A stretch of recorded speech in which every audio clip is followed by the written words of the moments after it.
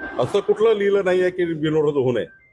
बिनविरोध व्हावं याकरता त्या ठिकाणी निवडणूक आयोगाने संधी दिली आहे आणि त्यामुळे चांगली पायंडा आहे बिनविरोध होण्याचा.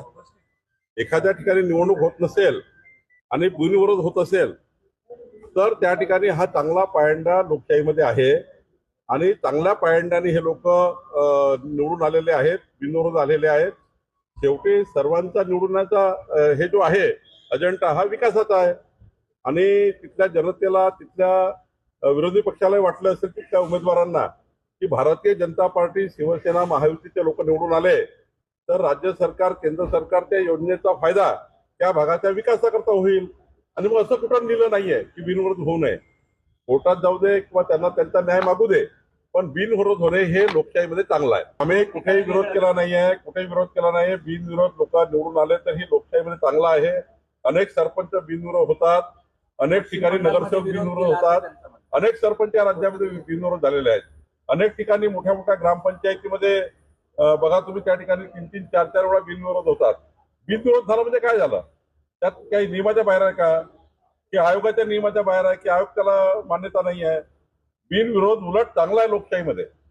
ज्यांना ज्यांना जिथं जायचं तिथं त्यांना जाण्याचा अधिकार आहे. असं कुठलं लिहिलं नाहीये की बिनविरोध होऊ नये. बिनविरोध व्हावं याकरता त्या ठिकाणी निवडणूक आयोगाने संधी दिली आहे आणि त्यामुळे चांगली पायंडा आहे बिनविरोध होण्याचा. एखाद्या ठिकाणी निवडणूक होत नसेल आणि बिनविरोध होत असेल तर त्या ठिकाणी हा चांगला पायंडा लोकशाहीमध्ये आहे आणि चांगल्या पायंड्याने हे लोक निवडून आलेले आहेत, बिनविरोध आलेले आहेत.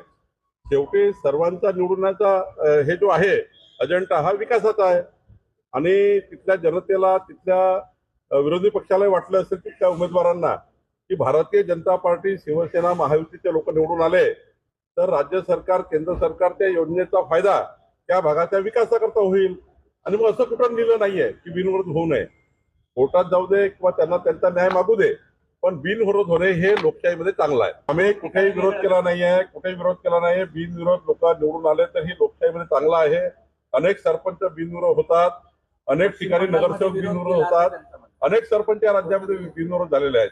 अनेक ठिकाणी मोठ्या मोठ्या ग्रामपंचायतीमध्ये बघा तुम्ही, त्या ठिकाणी 3-3, 4-4 वेळा बिनविरोध होतात. बिनविरोध झाला म्हणजे काय झालं? त्यात काही नियमाच्या बाहेर आहे का, की आयोगाच्या नियमाच्या बाहेर आहे, की आयोग त्याला मान्यता नाही आहे? बिनविरोध उलट चांगला आहे लोकशाहीमध्ये. ज्यांना ज्यांना जिथं जायचं तिथं त्यांना जाण्याचा अधिकार आहे.